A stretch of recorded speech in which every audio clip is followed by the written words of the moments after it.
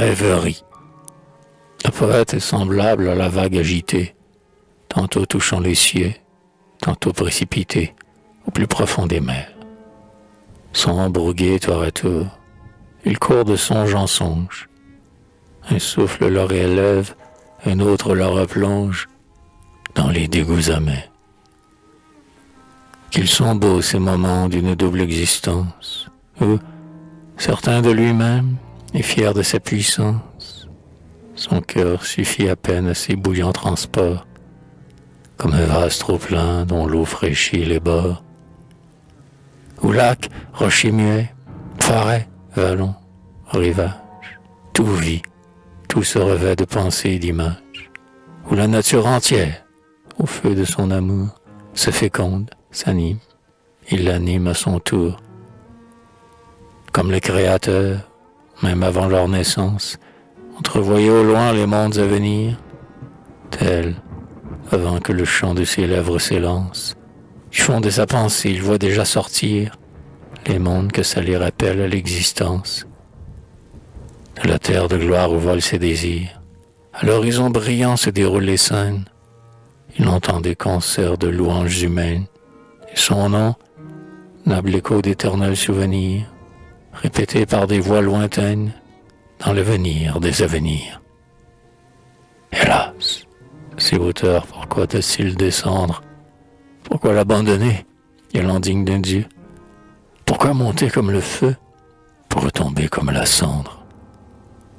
C'en est fait, tout le fuit, tout s'efface à ses yeux, tout se couvre par lui d'un voile ténébreux.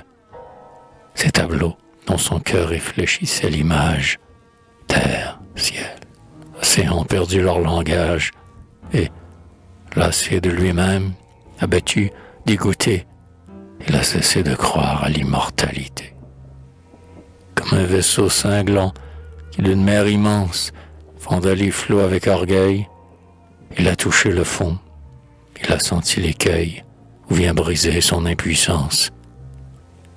Pavillon déployé et les voiles au vent, il croyait sillonner une eau sûre et profonde, et voilà qu'entravé dans son corps triomphant, il s'arrête et demeure étendu tristement dans le sable et la fange immonde.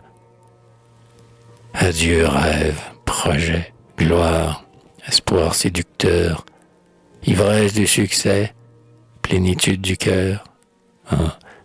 Qui les lui rendra ces nuits, ces jours sans nombre, ces temps qu'il a perdus en poursuivant une ombre? Que sert d'avoir pâli sur des livres ingrats, si tout ce qu'il cherchait, il ne le trouve pas? Que sert de s'élever au-dessus du vulgaire, si son vol imparfait quitte à peine la terre, quand le génie altier, loin, bien loin de ses yeux, insulte à sa faiblesse et se perd dans les cieux? Hélas, il aura fui les jeux et l'allégresse, les danses, les banquets où la foule s'empresse. Et pourquoi? Pour se voir au néant condamné, dans le commun abîme avec quel entraîné. Pour aller où s'envole l'insecte errant sur l'onde, qu'emporte à l'océan la feuille vagabonde. Cet insecte au moins ne comprend pas son sort. Sur son île flottante, il vit, il aime, il dort. Cette feuille est son tout, son monde, son domaine. Il glisse et ne sent pas le courant qui l'entraîne. Mais lui, c'est encore plus du gouffre qui l'attend. Il le voit, il connaît, le sonde en y tombant. Muse, fatale enchanteresse, c'est toi qui nous remplis de cette folle ardeur, de ces désirs mêlés de crainte et d'ivresse, dont le flux et reflux nous fatigue le cœur. C'est toi dont le miroir magique éblouit nos regards d'un reflet incertain, semblable au rayon fantastique que l'enfant, sur les murs, le poursuit sa main, va passer 1000 fois et repasser en vain. Et quoi? Toujours nourrir l'ambition de plaire, toujours peindre, sentir et penser pour autrui.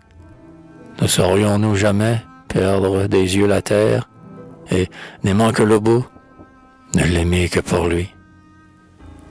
Dans Regarde, l'air est doux, le jour luit, l'eau murmure. Tout sourit, et la plaine, et les monts, et les flots.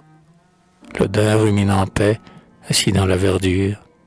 L'écureuil court joyeux de rameau en rameau.